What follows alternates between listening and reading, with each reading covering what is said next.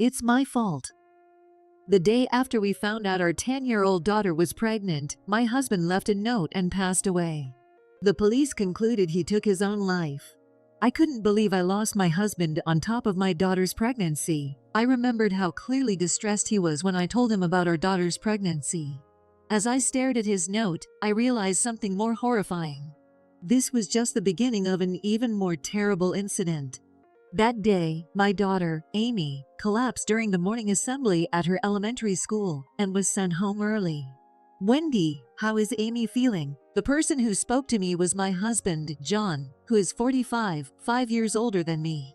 "She seems to be anemic. She's having a hard time getting up in the mornings, and she fainted during the assembly today. That's concerning. I'm taking her for a blood test now." As I was getting ready, Amy looked at John curiously. "Dad, don't you have work today?"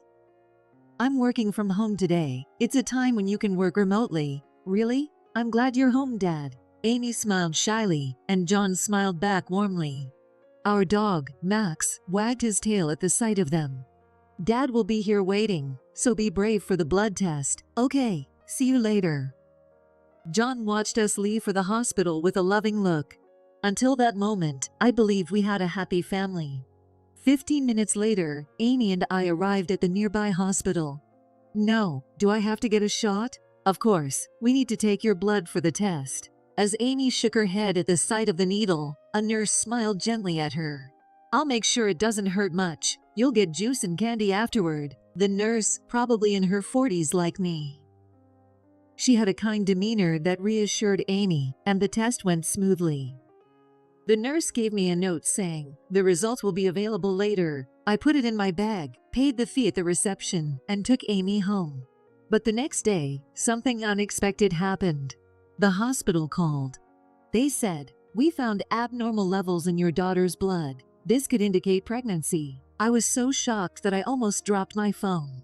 "No way, Amy is only 10. But just in case, I hesitantly asked Amy, "Amy, you're not pregnant, right?" She turned pale and couldn't speak. What? What does that reaction mean? I hoped she would deny it, but my suspicion grew stronger. We decided to schedule a follow-up test for the next day. That evening, I spoke with John after he came home from work. "That's ridiculous. There's no way." He denied strongly, looking alarmed. "I understand how you feel, but calm down. Pregnancy, could it be?" "Wait, do you know something?" "No, nothing." John was clearly distressed and trying to hide it, which made me suspicious. The next day, Amy stayed home from school, and we headed to the hospital for another test. But then, something unexpected happened. At the reception, we were told, "We have no record of contacting you." And there was no appointment for a retest. That can't be right. Both the hospital staff and I were puzzled, but we managed to arrange the test on the spot. Amy, having to get another blood draw, was not happy.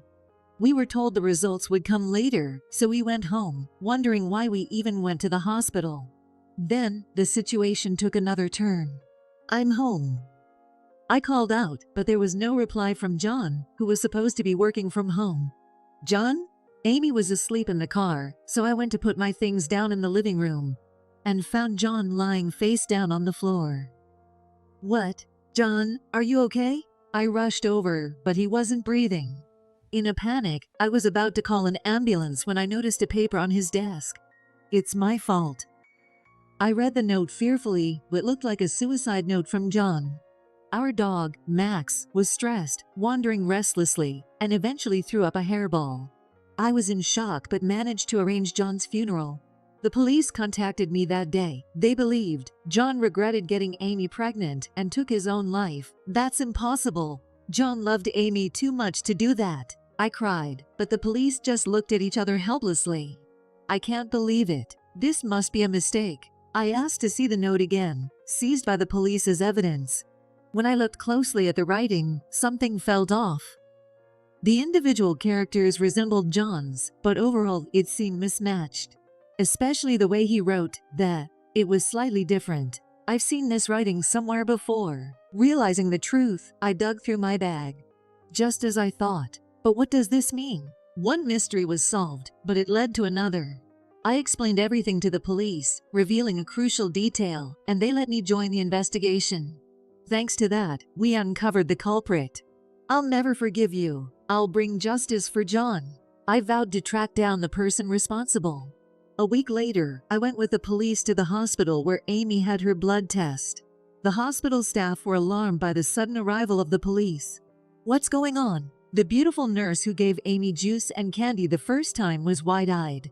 Hello, Melissa. We need to talk. What? How do you know my name? The police investigated. We found out you have a history with them. Melissa's face changed when I mentioned her past. How much did you find out? We know you dated John in college, that you were very controlling, and that's why you broke up. Her face twisted in anger. Ugh, you really dug deep, didn't you? So creepy. You're one to talk. You stalked John and were warned by the police to stay away from him. That's why they broke up. But she never let go of her obsession. I found it horrifying that she became a nurse just to be near John. You moved here just to be close to him. I believed working at the hospital near his house would lead to a fateful reunion. Her dreamy eyes terrified me. But how did you know I was the one who killed him? The note that looked like John's suicide letter. That was the clue. I showed her the note from the evidence bag. Then I pulled out another piece of paper from my bag. The way you wrote "the" in this note looked just like your handwriting. It was the note I received from the nurse during my daughter's first blood test. It said, the blood test results will be available later, and I noticed that the way "the" was written matched the handwriting in the suicide note. You also made the fake call about Amy being pregnant. The hospital knew nothing about it, and the results weren't even out. When I had asked Amy about the pregnancy, she turned pale because she was confused and scared. Melissa bit her lip in silence as I explained my reasoning. And while we were at the hospital for the retest, you went to our house and confronted John. He asked to meet outside, but I thought it'd be better to see him alone at his house. Then I realized something. John knew you were in town? Yes, I finally got his number and called him. You can't just wait for your prince, you have to take action. She was lost in her own words, saying, John seemed so happy to hear from me, his voice was shaking, clearly not in her right mind. After John spoke to Melissa, and I told him the hospital said our daughter was pregnant, he must have realized Melissa was involved. That's why he was so upset about Amy's test results. Finally, everything clicked. But why did you kill John, someone you chased for so long? He's the one to blame. I suggested he divorce you and be happy with me, but he told me to leave. You had that fake note ready though, pretty prepared. She shrugged at my cold tone. I expected things might go wrong, so I prepared. If I couldn't have him, at least I could end it myself. You're insane. You can't understand my love. Melissa seemed curious about something else. Why are you working with the police? Like a detective in a mystery novel. Real detectives don't get involved in police investigations. I'm actually with the police. Didn't you check? She only cared about John. And it seems you had a run-in with our dog, Max. Her eyebrows twitched at the mention of the dog. I'm a police dog trainer. Max used to be a police dog before he retired with us. Oh, that stupid dog. He got in my way, so I kicked him hard. Poor thing. That's why he threw up. I approached Melissa, pulled back her sleeve. There were clear bite marks from the dog. If these match Max's teeth, and the fibers from the hairball match your clothes, you're done. More evidence piled up against her, but she didn't seem to care at all. I truly love John. You took him from me. That's your delusion. He rejected you because you were stalking him. That's the truth. He was just shy. Stop arguing and give John back. You tore us apart. Her irrational statements gave me a headache.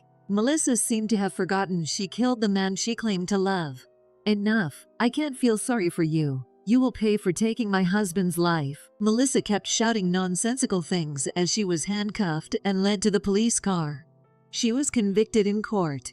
Her lawyer tried to reduce her sentence due to her mental instability, but the judge rejected it because of the premeditated nature of her actions, like forging the suicide note. Melissa will spend a long time in prison for taking a life. Even if she gets out someday, she'll have nothing left. She lost everything, her job, her place, and the man she once loved, all because of her own actions. As for me, I continue training police dogs and raising my daughter. Our peaceful routine is gradually returning. My daughter Amy shared her dream. I want to do the same job as you, Mom. I want to train brave dogs like Max and help people. Looking forward to the day Amy becomes a great police dog trainer. I live my life each day